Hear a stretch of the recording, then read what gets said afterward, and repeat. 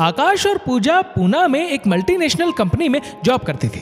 साथ साथ काम करते दोनों की दोस्ती कब प्यार में बदल गई पता ही नहीं चला। दोनों के परिवार को कोई आपत्ति नहीं हुई। राजी खुशी दोनों विवाह के बंधन में बंध गए।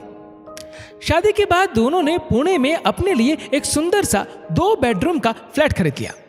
आकाश के माता पिता भाई भाभी नागपुर में रहते थे और पूजा के माता पिता ग्वालियर में।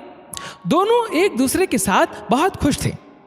शादी के 6 महीने बाद आकाश के माता पिता उनसे मिलने आए। दोनों ने बहुत अच्छा स्वागत किया। पूजा ने अपने सास ससुर की बहुत अच्छी खातिरदारी की। पूजा ने ऑफिस से हफ्ते भर की छुट्टी ले ली। आकाश भी जल्दी घर आ जाते। ऑफिस से आते आते आकाश कुछ खास खाने का सामान बाजार से लेते आता। रोज कहीं ना कहीं सपरिवार घूमने जाते। पूजा घर के सारे काम करती। अपनी सास से तरह तरह की पारंपरिक रेसिपी सीखती। खाना भी उनकी पसंद को ध्यान में रखकर बनाती। बहुत आदर सम्मान देती। पूजा ने हफ्ते भर बाद ऑफिस ज्वाइन किया। दिन भर के लिए एक मैड लगा ली जो खाना भी बनाती और घर का ऊपरी काम भी कर देती। पूजा के सास ससुर को कोई समस्या ना होती। पूजा जल्द से जल्द घर आने की कोशिश करती। आकाश के माता पिता बेटे बहू से बहुत खुश थे।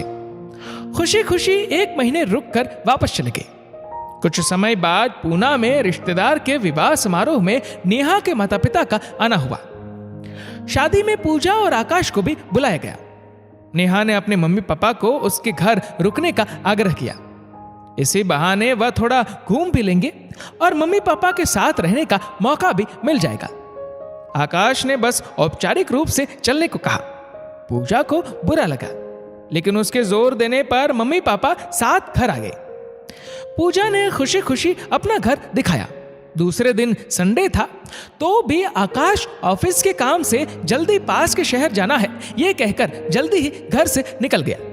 ऑफिस का ठंडा उत्साह देखकर पूजा का मन खराब हो गया। दिन में कोई फोन भी नहीं आया। बेटा आकाश जी कब आएंगे? पापा ने पूछा। घड़ी देखी तो रात के 8 बज रहे थे। रात का खाना दामाद के साथ ही खाएंगे। पूजा ने कॉल किया तो आकाश ने कहा मुझे थोड़ा लेट हो जाएगा, तुम लोग खाना खा लो। मम्मी पापा खाना खाकर सोने चले गए। पूजा इंतजार कर रही थी। क्यों लेट हो गए?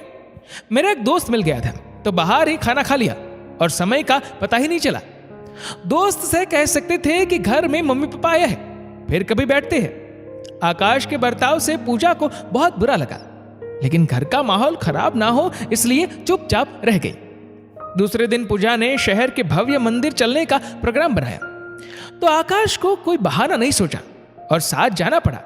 जितना पूजा के मम्मी पापा पूछते उतना ही जवाब देता। सामने से कोई बात नहीं करता। बाहर खाना खाने के लिए भी नहीं पूछा। पूजा और उसकी मम्मी ने खाना बनाया। खाने की टेबल पर पापा को कोई आग्रह नहीं करता कि पापा जी थोड़ा और ले लीजिए। बस खाना खत्म किया और अपने कमरे में सोने चला जाता। खाने के बाद आराम से बैठकर मम्मी पापा से कोई बातचीत भी नहीं करता। बस सुबह जल्दी उठने का बहाना कर रूम में सोने चला जाता। मम्मी ने पूछा आकाश जी बहुत कम बोलते हैं क्या? उनकी तबीयत तो ठीक रहती है ना?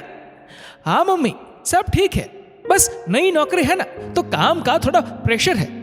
पति के खराब बर्ताव पर पर्दा डाला और मां को बहलाया। जब तक पूजा की मम्मी पापा रहे आकाश का व्यवहार ऐसा ही रहा। आकाश सास ससुर के लिए कोई गिफ्ट नहीं लाया और ना ही रास्ते के लिए मिठाई। सूखे नाश्ते की कुछ व्यवस्था की। 4 दिन बाद मम्मी पापा के जाने का समय आ गया। तब भी आकाश ने काम का बहाना बनाया।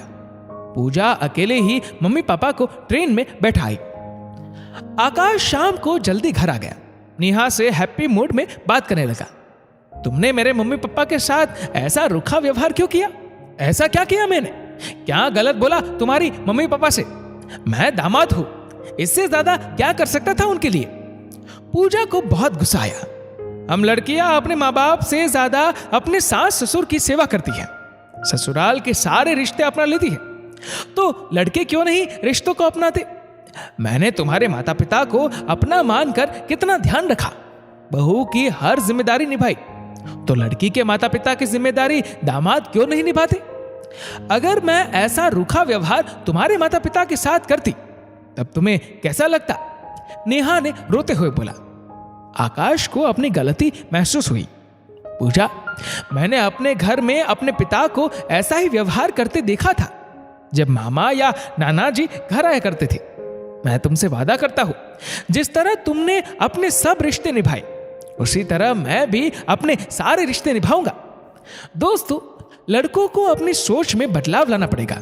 इस पर एक लड़की अपने ससुराल वालों का माल इज्जत करती है, अपने सारे फर्ज निभाती है। उसी तरह दामाद को भी अपने सारे फर्ज निभाने होंगे, तभी वह अपनी पत्नी की नजर में सम्मान प्राप्त कर सकेगा। दोस्तों, इस वीडियो को लेकर आपकी क्या राय है नीचे कमेंट करके जरूर बताएगा। और अगर आपको वीडियो अच्छा लगा हो तो इस वीडियो को लाइक करेगा, शेयर करेगा ज्यादा से ज्यादा लोगों तक। और ऐसे ही और भी इंस्पिरेशनल वीडियोस के लिए हमारा फेसबुक पेज आज ही फॉलो करें। धन्यवाद।